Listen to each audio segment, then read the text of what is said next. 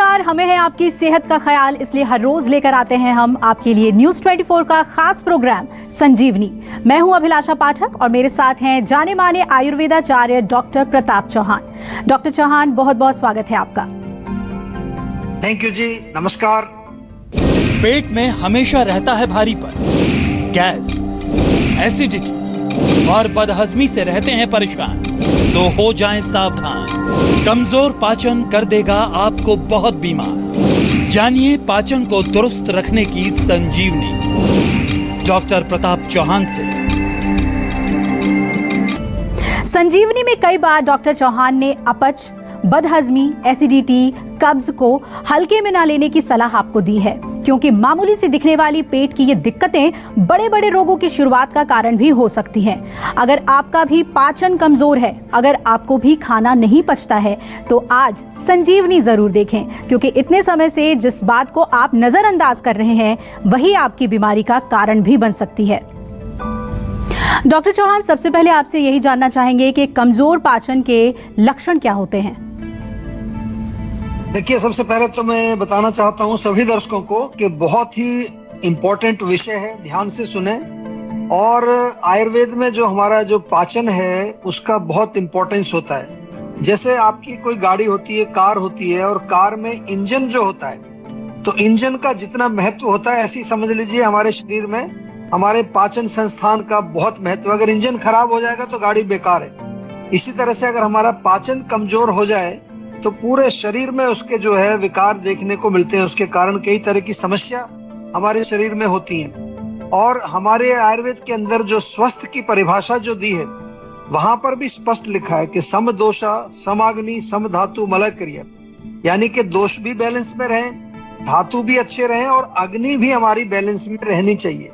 कमजोर जब पाचन हमारा होगा तो उससे क्या होगा कि खाना पचेगा नहीं तो पोषण नहीं मिलेगा, और कई प्रकार के टॉक्सिक मटेरियल हमारे शरीर में अपच के कारण बनते हैं। अगर हम देखें इसके लक्षण क्या क्या हो सकते हैं, तो आम तौर पर जैसे कि खाना खाने के बाद यदि आपको पेट में लगता है कि पेट में भारीपन है, कई लोग कहते हैं खाना यहीं रखा हुआ है, मूव नहीं कर रहा है नीचे, या ब्लोटिंग हो जाती है, आपको गैस बनती है, और कभी कभार हल्का सा पेट में दर्द भी हो जाता है।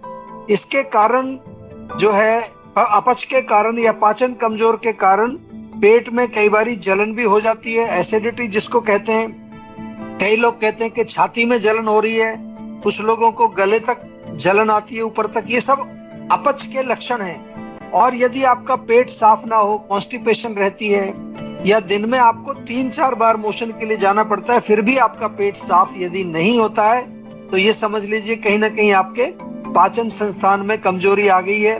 शरीर में यदि थकान रहती है, वीकनेस रहती है, काम करने का मन नहीं करता, और कभी कभार पेट में जो है थोड़ी हल्की मरोड़ भी शुरू हो जाती है। खास तौर से नाभि के नीचे का जो हिस्सा है, लोअर एब्डोमेन जिसको कहते हैं, वहां पर अगर थोड़ी सूजन आ जाती है आंतों में, तो फिर वहां मरोड़ भी होती है, गैस भी बनती है और दर्द भी होता है, और पेट जो है फिर एक बार में आपका क्लियर नहीं होता है। अगर इस तरह के कोई भी लक्षण आपको हैं, तो बिल्कुल आपको कहीं जाने की जरूरत नहीं है। सेहत का नंबर आपके पास है, तुरंत डायल करिए, क्योंकि जो पाचन संस्थान के जो रोग होते हैं उनको नजरअंदाज नहीं करना है। आगे चल के भयंकर रोग ये बनाते हैं हमारे शरीर में। और अच्छी खबर आपके लिए ये है कि ऐसे रोगों का आयुर्वेद में बहुत अच्छा उपचार है। तो डॉक्टर चौहान, पाचन कमजोर होना सेहत के लिए कितना खतरनाक हो सकता है? देखिए, अगर जो खाना आप जो खाते हैं अगर वो पचेगा नहीं ठीक से, तो जो अनडाइजेस्टेड फूड रह जाता है हमारे पेट के अंदर, हमारी स्मॉल इंटेस्टाइन के अंदर, तो वो फर्मेंटेशन वहां शुरू हो जाती है। और फर्मेंट होके क्या बनता है, एक चिकना पदार्थ बनता है, जिसको कि हम आयुर्वेदिक भाषा में आम बोलते हैं। और ये आपने बार बार सुना है हमारे शो के अंदर कि आम जो है वो काम तमाम कर देता है, यानी कि वो जहां भी शरीर में जाएगा वो अनेक प्रकार के रोग पैदा करेगा। सबसे पहले तो अगर पेट के अंदर ही है तो वहां पर आपको हाइपर एसिडिटी होगी, या पेट में सूजन आ जाती है, गैस्ट्राइटिस जिसको बोलते हैं। पेट में अल्सर भी हो सकता है अपच के कारण। ये सब समझ लीजिए आप, अगर पाचन में कहीं गड़बड़ हो गई तो। दूसरा, गृहिणी रोग आयुर्वेद में कहते हैं, ड्यूडेनम के अंदर जो है अगर वहां पर आम बनेगा तो वहां पर सूजन आएगी, फिर आपको डिसेंट्री, डायरिया या एक बार में पूरा मोशन क्लियर ना होना, म्यूकस आना, ये सब तमाम तरह के रोग। कोलन में जब ये चला जाता है तो वहां पर जो है आंतों में सूजन, जिसको कोलाइटिस कहते हैं, या अल्सरेटिव कोलाइटिस आपने सुना होगा, क्रोनिक कंडीशन में ये बड़ा गंभीर रोग हो जाता है। आईबीएस तो बहुत कॉमन सी प्रॉब्लम आपने सुनी होगी, इरिटेबल बाउल सिंड्रोम। और यदि आपके शरीर के अंदर जो है आपका पाचन कमजोर है तो आंतों में ब्लॉकेज भी हो सकता है, और आम के कारण जो है जोड़ों में दर्द हो सकता है, कमर में दर्द हो सकता है, आपके फेफड़ों में अगर आम चला जाएगा तो सांस की तकलीफ हो जाएगी। यानी कि अनेक प्रकार के रोग आपको अपच के कारण हो सकते हैं। शरीर में थकान, कमजोरी, या आपका जो रोगों से लड़ने की जो शक्ति, जिसको ओजस बोलते हैं आयुर्वेद में, वो कमजोर हो जाता है। गॉल ब्लैडर में स्टोन हो सकते हैं, पेनक्रियाज में सूजन हो सकती है, फैटी लीवर भी हो सकता है। बहुत लंबी लिस्ट है, इसलिए हम आयुर्वेद में बार बार आपको कहते हैं कि आयुर्वेद में हम ऐसा मानते हैं कि सभी रोगों की जड़ वो पेट से शुरू होती है, यानी कि पाचन खराब होने से बहुत सारे रोग हमारे शरीर में होते हैं। पाचन को हमेशा आपको दुरुस्त रखना है और उसको मजबूत रखने का प्रयास निरंतर आपको करते रहना है। संजीवनी दर्शक सोनम हमारे साथ जुड़ रही हैं दिल्ली से। स्वागत है सोनम जी आपका। पूछिए, आप डॉक्टर चौहान से क्या जानना चाहती हैं? हेलो जी नमस्कार। जी नमस्कार सर। मुझे ये प्रॉब्लम थी कि मैं जब भी खाना खाती हूँ, खाना खाने के बाद मेरे पेट में दर्द होने लगता है, तो ऐसा क्यों होता है, किस वजह से? अब ये कितने दिन से चल रही है प्रॉब्लम? मतलब हो गए, कुछ दिन हो गए। अच्छा, देखिए, खाना खाते ही अगर पेट में दर्द होता है तो पहला ये संकेत मिलता है कि आपका जो पेट है वहां पर हल्का सूजन हो सकता है, जो कि गर्मी के कारण होता है, पित्त के कारण होता है। एक तो चाय बिल्कुल बंद कर दीजिए, आप चाय बिल्कुल नहीं पीनी है।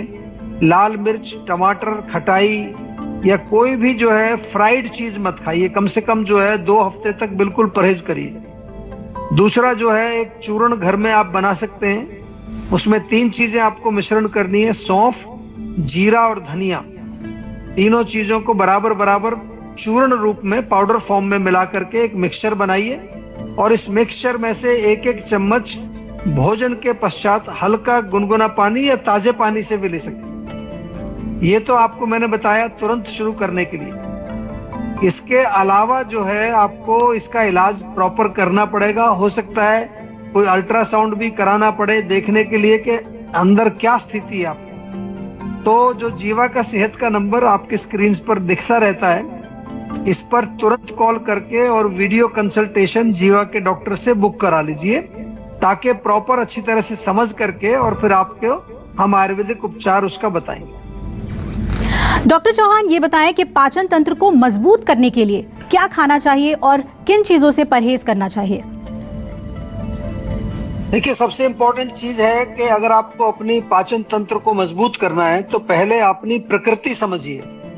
आयुर्वेद में जो आपकी पर्सनल जो कॉन्स्टिट्यूशन है उसका बहुत महत्व होता है। दूसरी चीज, आपकी जो अग्नि है, पाचक अग्नि, वो किस प्रकार की अग्नि है, मंदाग्नि है, तीक्ष्ण अग्नि है, विषम अग्नि है, इसके बारे में हम कई बारी आपके साथ हम चर्चा कर चुके हैं। हमारे कई एपिसोड अग्नि के ऊपर पहले भी हो चुके हैं। तो ये समझना जरूरी है, क्योंकि आयुर्वेद में जो भी हम ट्रीटमेंट लेते हैं अपने लिए, चाहे हम कोई प्रिवेंटिव चीज ले रहे हैं, चाहे हम कोई ट्रीटमेंट के लिए ले रहे हैं, तो वो पर्सनलाइज्ड होती है। और भोजन की जहां तक बात है तो सुपाच्य और हल्का भोजन हमें करना चाहिए यदि आप अपने डाइजेस्टिव सिस्टम को ठीक रखना चाहते हैं। तो जितनी भी हरी सब्जियां हैं, लौकी, तोरी, टिंडा, पेठा, करेला, परवल, कुंदरू या फिर को ग्रीन बीन्स आती हैं, वो खा सकते हैं।